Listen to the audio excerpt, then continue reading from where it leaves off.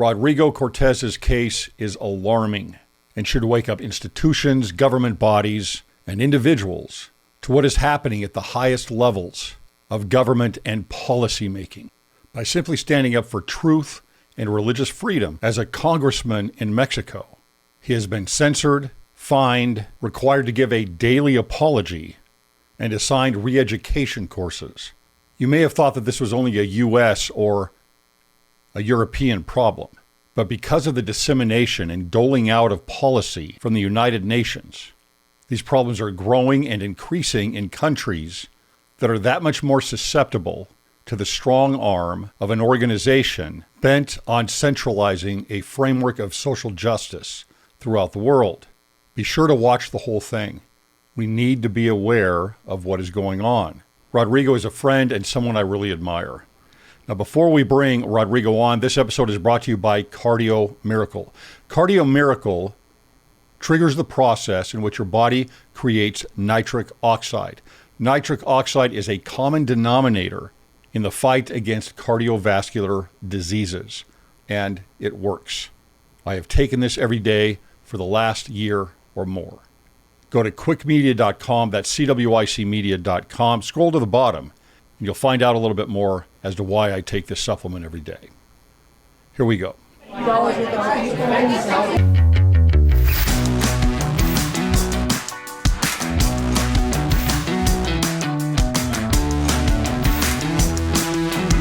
right, welcome to Cwic Show. My name is Greg Mattson, and I am your host. In this episode, we have brought on Professor Rodrigo Cortez.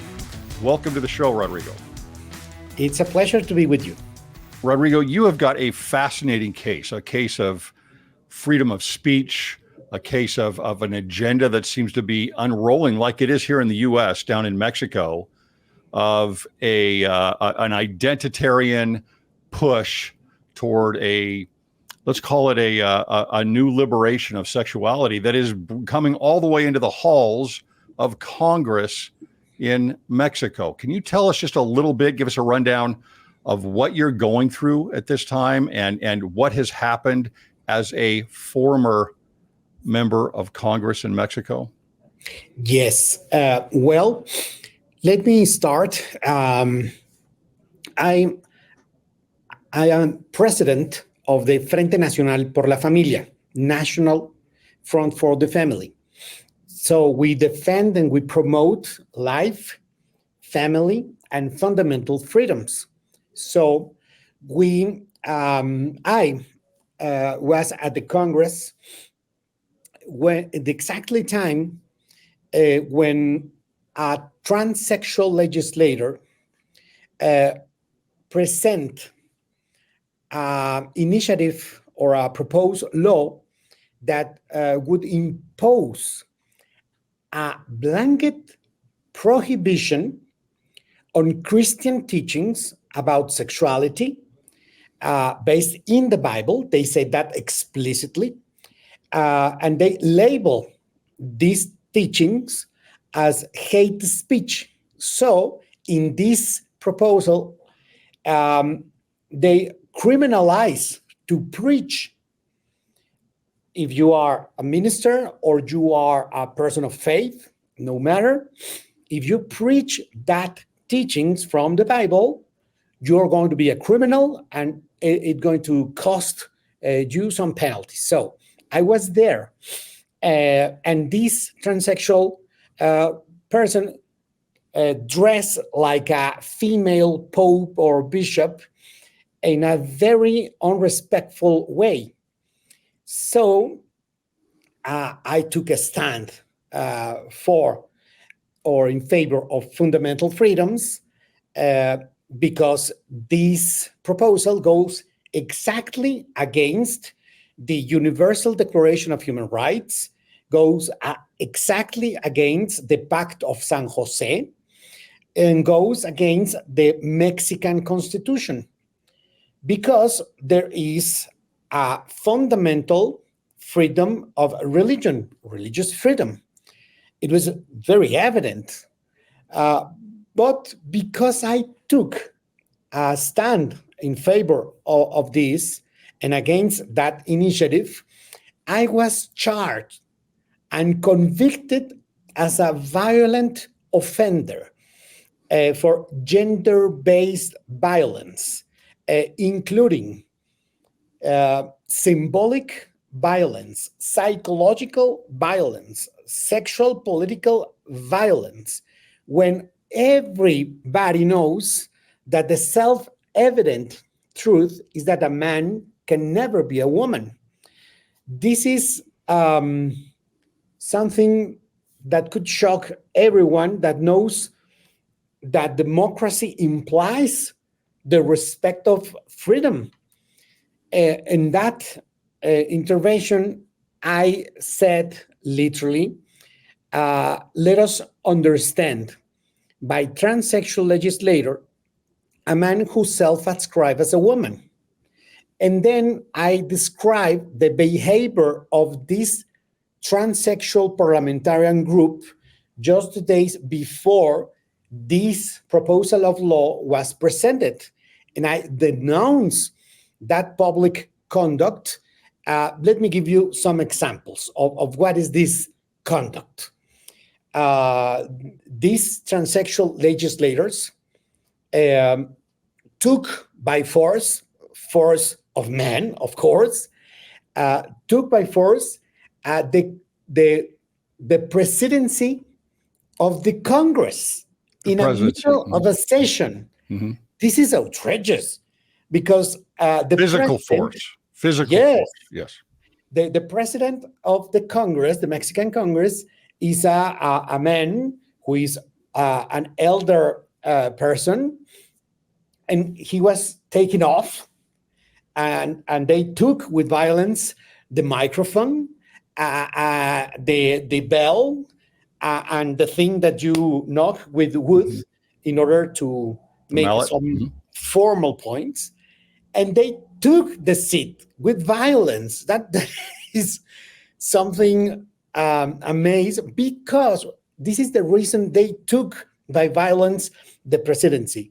Because one congressman that is friend of mine, his name is Cuadri, raised his hand and present, in Mexico, we called it a reservation to a proposal of law, because the transsexual group want to establish in a law the change of sex without any limits.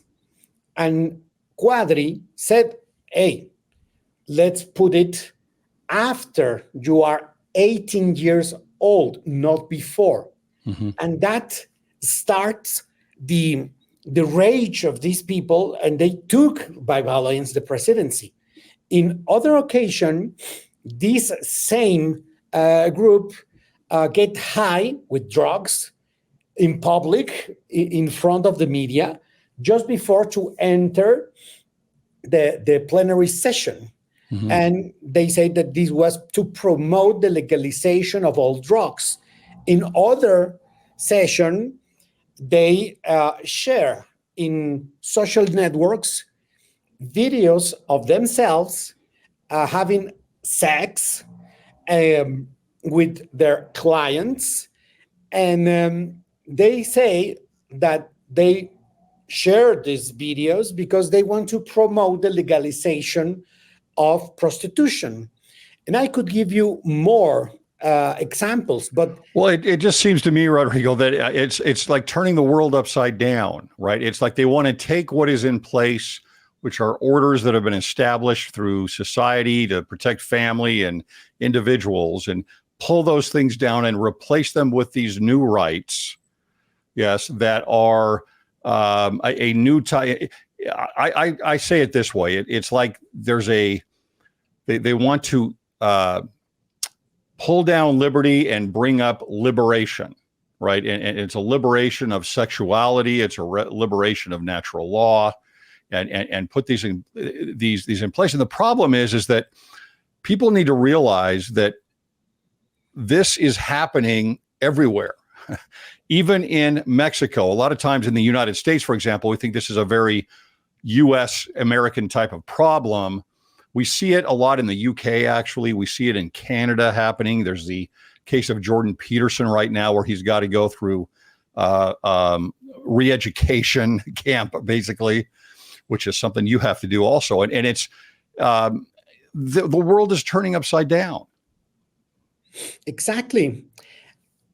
Look, the two institutions that was responsible to take me to tribunals was two institutions that it's supposed to be the guarantees of the democracy in Mexico, but they are working to dismantle the democracy in Mexico.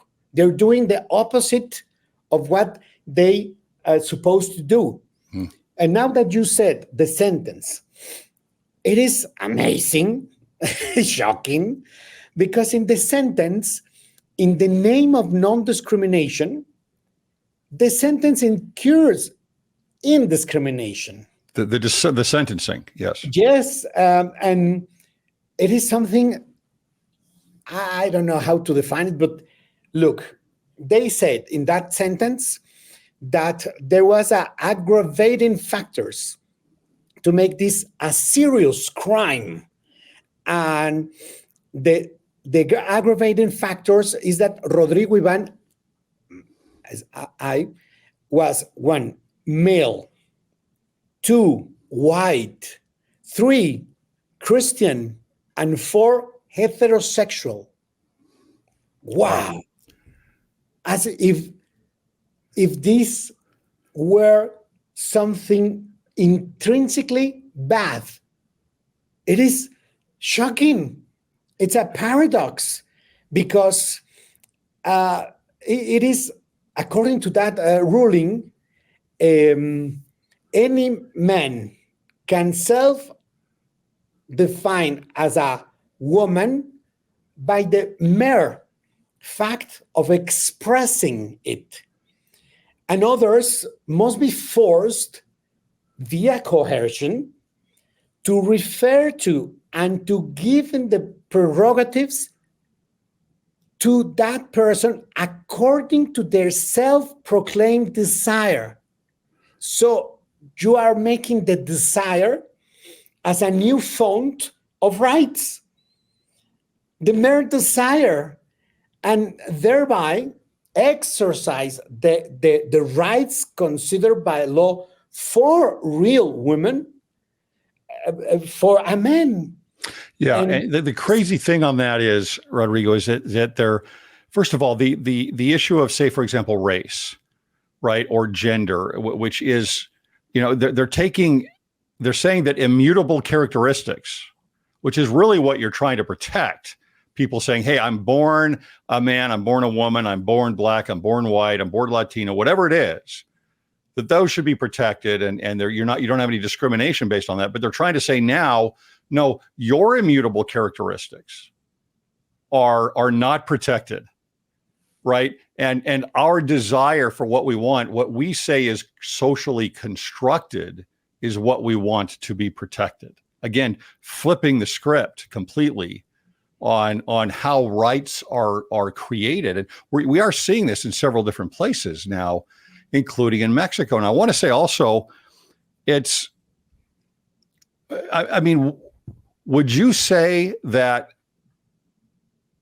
based on this conviction that you've had that's been doled out to you, and Mr. Quadri, right, that has also received this, both of you members of Congress at the time in Mexico, if these continue to hold up and these sentences continue to be doled out, is there a real threat to free speech in Mexico?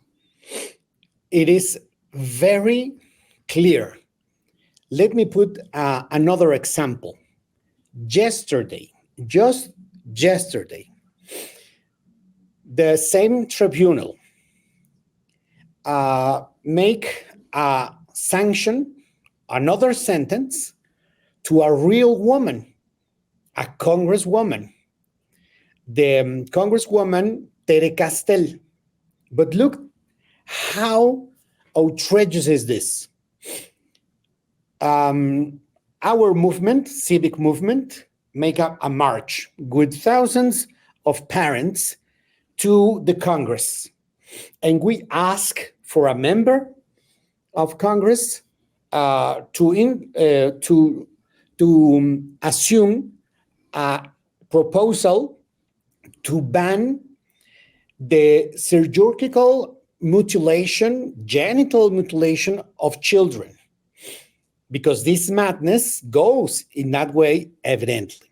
So there was sorry, Rodrigo, I was going to say, so the genital mutilation, obviously, this is going to include basically sex changes for minors, correct? Yeah. So a very brave lady say, I'm going to present it. She was attacked by this transsexual parliamentarian group of Morena. Mm-hmm. That's the name of the official party, mm-hmm. the ruling party of Mexico. They attacked physically in the Congress of this real woman, and then attacked in social networks. Yesterday, what the tribunal just established, definitely there is no other instance in the level of Mexico, and make two things. First, in the sentence, they recognize that there was real physical violence against this real woman by a transsexual. But they don't make any sanction to this man, because he's a real man, because he's a transsexual woman. So the tribunal just yesterday justified the real violence of a real man against a real woman with this simple trick. That is liberation, right? I mean, this trans woman can do what they want then, right? Because they are presenting themselves as a woman, and therefore the rules that would apply to them if they were a man no longer apply. Yes, and they call this action of violence of a man against a woman righteous indignation. It's a rage, but righteous indignation. Yeah, righteous indignation. I think that's the word in English, because in Mexico is digna rabia. Mm-hmm. So it's a rage, but it's justified because it's a transsexual, and they call as something to have a fundament, mm-hmm. a law that it was created to protect real women against real violence. Mm-hmm. But now they are putting everything upside down to justify the real violence of a real man against a real woman. Yeah, that is. It is. And that was yesterday. Yeah, and you can see you bringing that up just shows you where it's going. It is. There is a momentum behind this. Not only that, Rodrigo, but it tells you it's not just a couple of fringe individuals that have bought into this. You've got a couple of fringe individuals that are trans women that are in Congress that are getting their way pretty much on whatever they want, but they're getting their way because those in charge that are voting on this or on committees or whatever else it might be are accepting it. They're accepting it, and then they're implementing it. They're creating policy. They're creating precedent on these things. And this is something that applies not just to those in Congress, but will apply to all Mexican citizens. And that's a very important point, because yesterday that I was at the Congress, I was noticed that now that transsexual parliamentarian group from the regime wants to vote a law, trans law.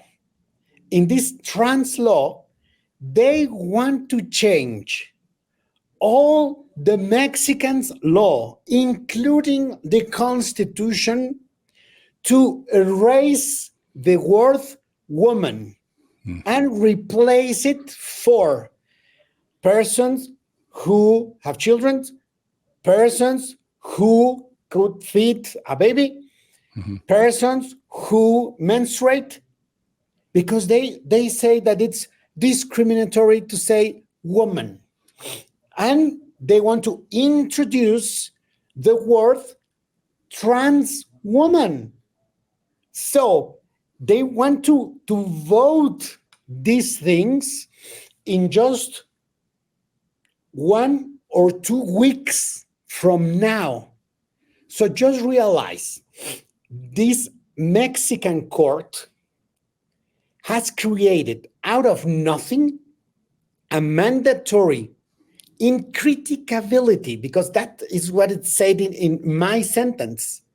No one can criticize the legislative work of a transsexual.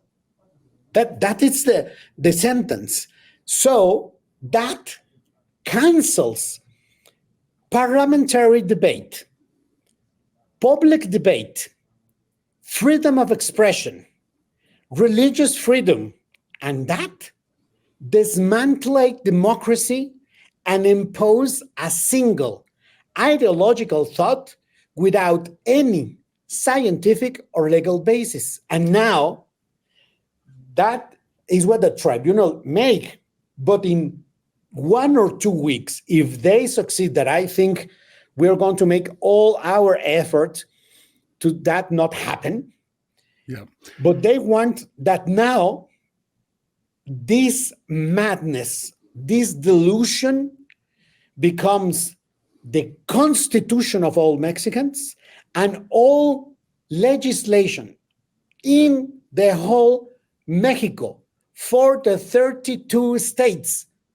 So forget it about it to protect real woman from just desire woman that it's in reality a man. In sports, in the places like the bathrooms, and in everywhere. Sure. And you can't say a word. And you can't say a word about it. Yes.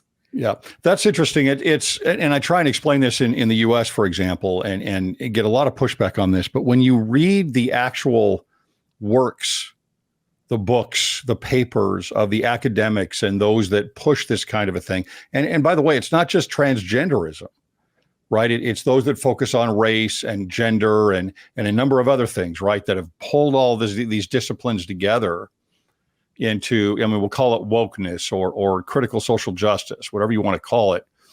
They do the same thing here in the U.S. Now, we've got some pretty strong checks and balances in place against this, but they write in there that they want to do the same thing, whether it's for race or sexual orientation, transgenderism.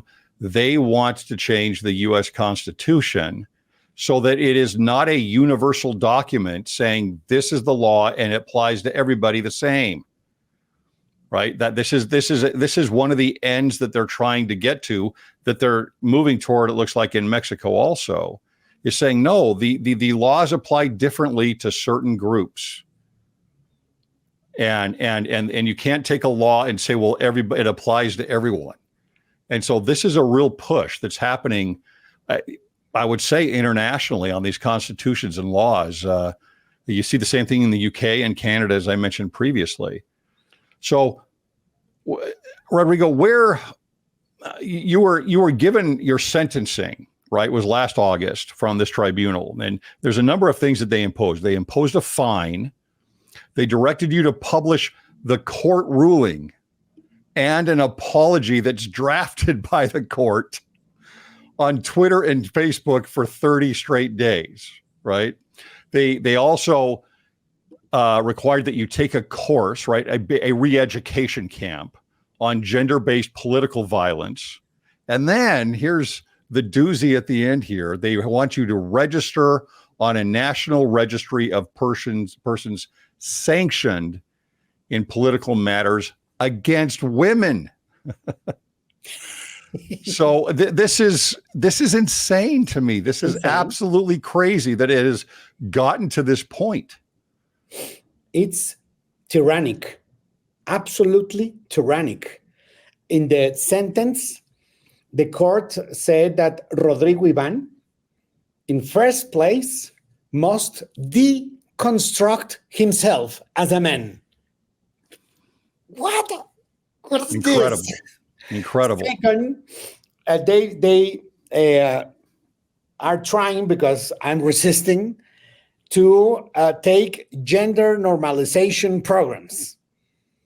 And then, as you mentioned, a public apology, financial fines, and this thing of added to a blacklist, it's intended to exclude me and all the sentence that goes in this same way from being appointed to any public office. So this is the exactly example of what cancellation means. When we said cancellation, cancel culture, cancel system is this. If you defend life, family, freedom of religion, of speech, or the freedom of the parents to raise your children according to your ethical and religious values, you must be canceled. You cannot speak in the public debate. You cannot be representative in any level. And this is madness. We are seeing here a pattern. A member of the regime goes to the National Electoral Institute, and this one takes the case to the electoral court. And with this same pattern, 2 cardinals, 3 bishops, 2 members of Congress, 2 priests or pastors, and in my case, a civic leader right now, are canceled and sentenced against. So if you see the terms that are used in this sentence, and you see the terms that they use to charge us, are the exactly terms that are promoted in United Nations. So the bureaucracy and the government of Biden of United States in United Nations are promoting this tyranny. And it's tyranny. It is global, but it's also local. They promote this. So the judges in Mexico said, United Nations said, but that is not hard law. These terms are in not even one treatise. It's only in Mexico. narrative. Yeah. It's soft law, but they're using again and again and again in order to push this tyranny in each country. And it's awful. Yeah, Rodrigo, when I first heard about your case, I was really a little bit surprised that it had gotten this far in Mexico. I mean, in the U.S., in parts of Europe, in Canada, certainly, and even Australia, I hear about these things all the time. But it was really fascinating to me that they were using certain words in your sentencing and in there to use as precedent and as law and policy that actually come from the United States. These are things that, that there's this movement of wokeness has been pulled primarily from European philosophical underpinnings, right? And so you bring these things, these certain strains of continental philosophy that are brought in to the United States, especially through the Frankfurt School, and then spread throughout our academic system and then into our institutions everywhere. And then I start seeing in these UN policies and papers and in their 2030 agenda all over the place, you start seeing these Americanized vocabulary and words and concepts that have been taken from Europe, but then codified and articulated in American terms to an American culture that are then exported back to Europe, so to speak. They're sent back to the UN, right? And then from there, now I learn, because I did not know this, but then from there it gets sent to the UN, and then from there it comes back out to the world. So in many ways, the US has a strong influence on other countries through the UN on following these new concepts and ideas of wokeness that are now obviously real matters, real issues that are affecting people globally. Exactly. It is something that I think this Biden administration have a big responsibility in this, as the same as the Clinton administration have in the 90s. It is, and Obama, of course. So this is the same line. It is the killing of democracy, the killing, the cancellation of fundamental freedoms. When you see the special rapporteurs of United Nations for issues as religious freedom, that it's supposed to defend that fundamental right, and you see the reports year by year, you find that the bad people of the whole history each year is the Christians, the believers, is the Bible, is the churches. So it is, this kind of things goes exactly against of the reason United Nations was created. It goes formally against. So United Nations is weaponized against universal human rights. Yeah. So that is the important thing that I, as a vice president of the Political Network for Values, have this summit in United Nations with the support of some countries that still believes in the Universal Declaration of Human Rights, and ask for the United Nations to the original sense of that declaration, and not this narrative of new rights and new policies that goes exactly against the Universal Declaration. So we are in troubles, and we must speak out. We must defend locally and globally, because this is tyranny.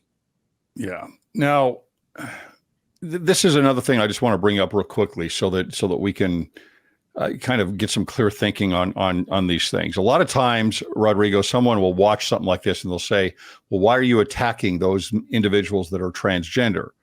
Or it could be sexual orientation, whatever it is. And I think it's really important for people to understand it's not going after the individuals necessarily. It's what they're pushing. And what they're pushing is an ideology. What they are pushing is an agenda. It is separate from talking about just an individual.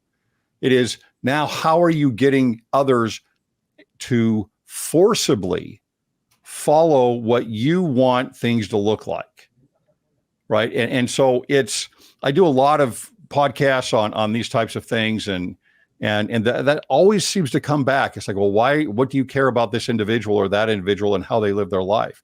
I don't care. It doesn't matter to me. They can choose how they want to live their life. But once you start taking an idea and forcing it onto somebody else, and it is an obvious part of a larger movement that is based on a political agenda to turn things that are from liberty to liberation and tyranny, now there's a problem. And that's what's really happening here. You've got this Morena party that these two transgender congressmen are a part of, right, that have an agenda on sexuality. It's not just two transgender individuals. They have an agenda, a political agenda, as part of the party platform. Exactly. Absolutely. this is not about hate. No.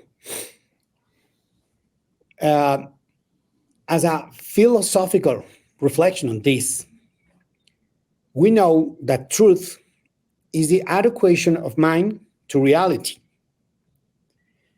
This agenda, it's about to criminalize, to say truth, and to cancel the fundamental freedoms of expression and religion in the name of an ideology that try to confuse the sex and the gender. So, what is a lie?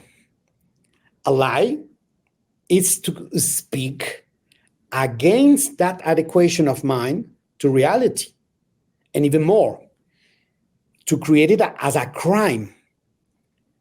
They want to impose a lie as a way of living by the force of government.